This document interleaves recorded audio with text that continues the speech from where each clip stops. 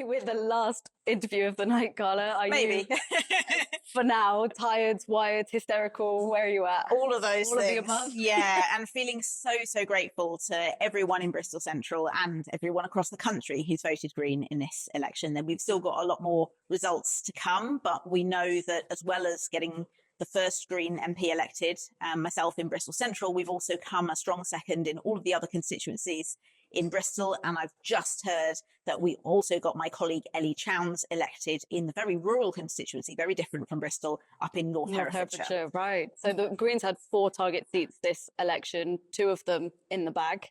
Yeah. Feeling hopeful about the other 2? Feeling excited and optimistic about the other 2. Yes. The exit poll predicted 2 wins, and that was for Brighton Pavilion and Bristol. So we've already exceeded the exit polls expectations on one of those, and I'll be watching the results very eagerly for the others. We've also got some great second places elsewhere in the country. For example, just down the road in Exeter, where I think we got around 15%, and several others in the high teens across the country.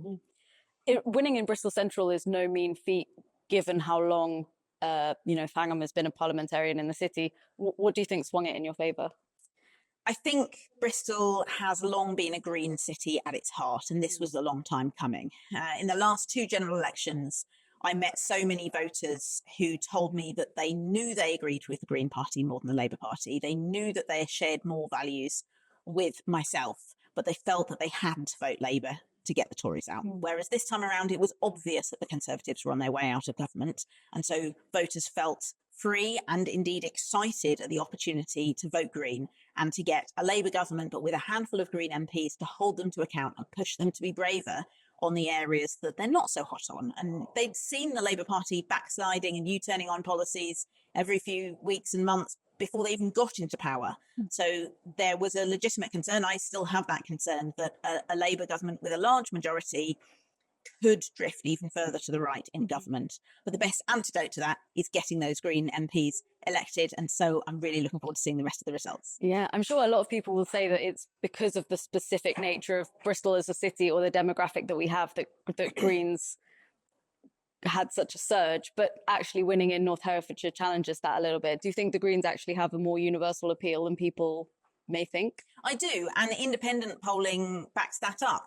There was a poll, I think it was by YouGov recently, that polled people's opinions on Green Party policies, including a £15 minimum wage, introducing a wealth tax, better funded public services. People don't mind tax increases if those taxes are fair and they're going towards improving public services that we all benefit from.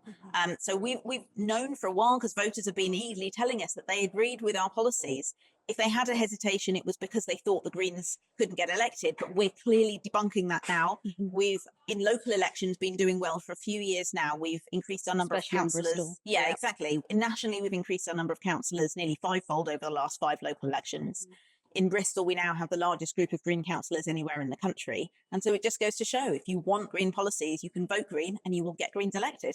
And surely to carry on this momentum, you will be pushing for proportional representation and voting reforms. I've long campaigned for proportional representation, but it's not for self-interest of the Greens doing well. It's for the principle. It's a policy I've supported since long before I was a Green Party member. It's the principle that the number of politicians elected to a body ought to match in some way the number of votes cast for those parties. And that's simply not the case in British politics at the moment.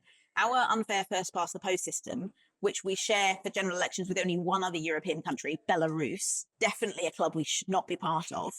It gives these really weird results where the Labour Party, it looks like, aren't actually going to get that high a vote share, and yet they're going to get this absolutely whopping majority in Westminster. That's not good for democracy. That means that they're not going to get the level of accountability that voters want and expect. So yes, alongside going faster on tackling climate change and tackling the housing crisis, proportional representation is definitely going to be one of the issues that I'll be pushing the incoming Labour government on.